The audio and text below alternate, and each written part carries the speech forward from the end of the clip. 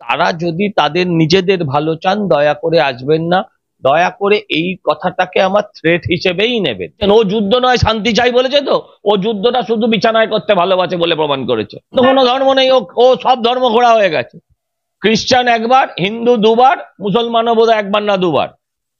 ওর আবার কি ধর্ম? পাকিস্তান ভারতবর্ষ আক্রমণ করতো তাহলে এদের মন কাঁদতো না, এরা তাহলে বিজয় উল্লাস করতো। এবারে ভেঙে দেওয়া দরকার, গুঁড়িয়ে তছনছ করে দিতে হবে, দরকার হলে পাকিস্তানকে একটা গাজা বানিয়ে দেওয়া হোক, কিন্তু কিন্তু মাথায় রাখতে হবে কোন রকম ওই আঁচড়ে কামড়ে চুলকে দিয়ে চলে এলে কাতুকুতু দিয়ে ছেড়ে দিলে চলবে না।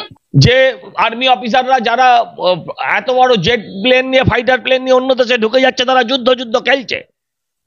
ওরা তো খেলছিল আমাদের প্যান্ট খুলে, আমাদের যৌনাঙ্গ দেখে খেলছিল। সেদিন কোথায় ছিল এরা? কার্ল মার্কস, লেনিন, স্ট্যালিন সবার যৌথ বাচ্চা হওয়ার থেকে, সবার যৌথ বাচ্চা হওয়ার থেকে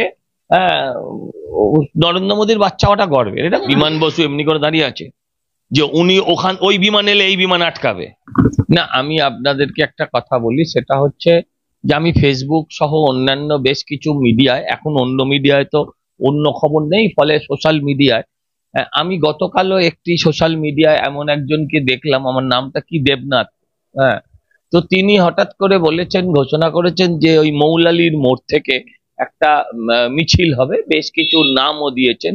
আমি বলছি তারা যদি তাদের নিজেদের ভালো চান দয়া করে আসবেন না, দয়া করে এই কথাটাকে আমার থ্রেট হিসেবেই নেবেন। যুদ্ধ নয়, আমরা শান্তি চাই ভারতবর্ষের জন্য।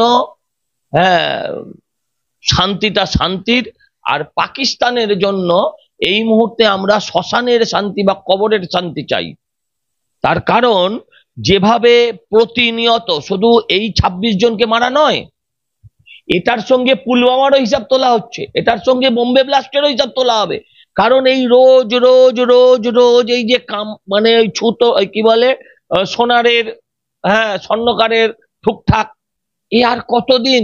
আজকে 26, কালকে 40, পরশু 15, তারপরের দিন 10। ভারতবর্ষের গত 70 বছর ধরে হয়ে চলেছে।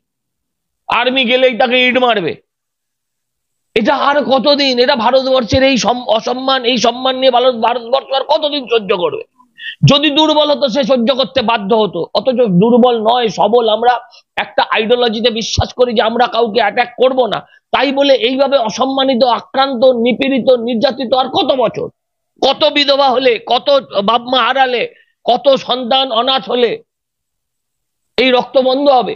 একেবারে ভেঙে দেওয়া দরকার, গুঁড়িয়ে তছনছ করে দিতে হবে, দরকার হলে পাকিস্তানকে একটা গাজা বানিয়ে দেওয়া হোক, কিন্তু কিন্তু মাথায় রাখতে হবে কোন রকম ওই আঁচড়ে কামড়ে চুলকে দিয়ে চলে এলে কাতুকুতু দিয়ে ছেড়ে দিলে চলবে না। নাম রয়েছে বোলান গঙ্গোপাধ্যায়, আপনি নিশ্চয়ই চিনবেন, আরো সব এমনি দালাল।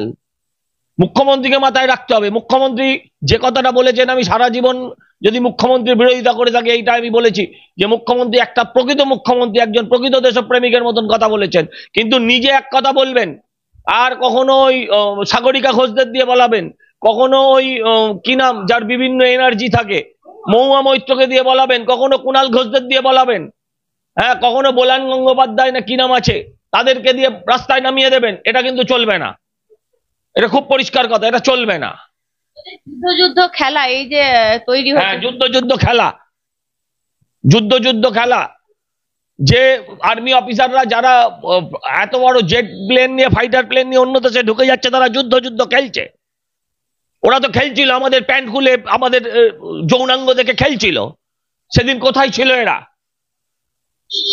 কবি সুমনও বলেছেন না, আমি ওই 80 বছরের ভাম, ওকে নিয়ে আমি কোনো কথা বলতে চাই না। আমি শুনুন, লোকে আমাকে বলে আমি দল পাল্টেছি, আমার মতন দল পাল্টানো ছেলে লাখ লাখ পাওয়া যাবে। মমতা ব্যানার্জিও দল পাল্টেছে, কিন্তু ধর্ম পাল্টেছে তাও 4 বার, আর সেটাও শুধু বিয়ে করার জন্য।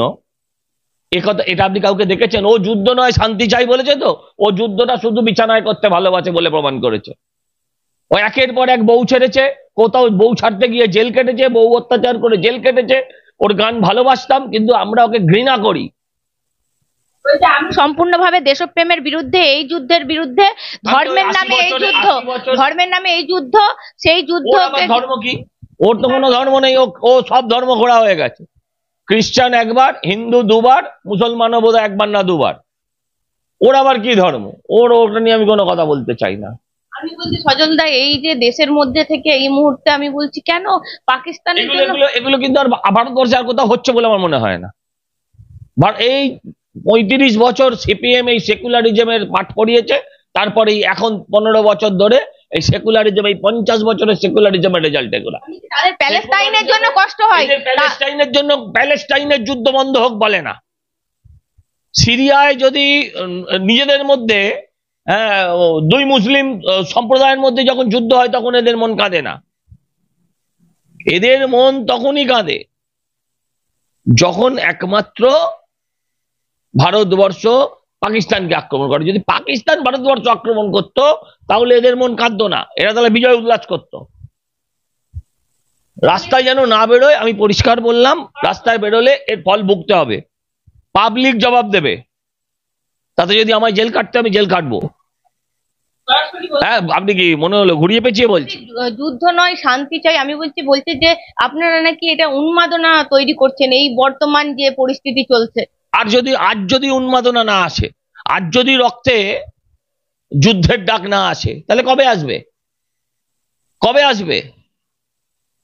এইসব সেকু মাকুদের সাবধান করুন। রাজনীতি করার অনেক সময় আছে, দোষ ধরবেন, অনেক ধরবেন। 4 দিন যুদ্ধ হয়ে গেছে, জিনিসের দাম বাড়েনি, বাজার অচল হয়নি, হসপিটাল বন্ধ হয়নি, ইন্টারনেট বন্ধ হয়নি, 2-1টা সেক্টর ছাড়া কোথাও লোডশেডিংও হয়নি।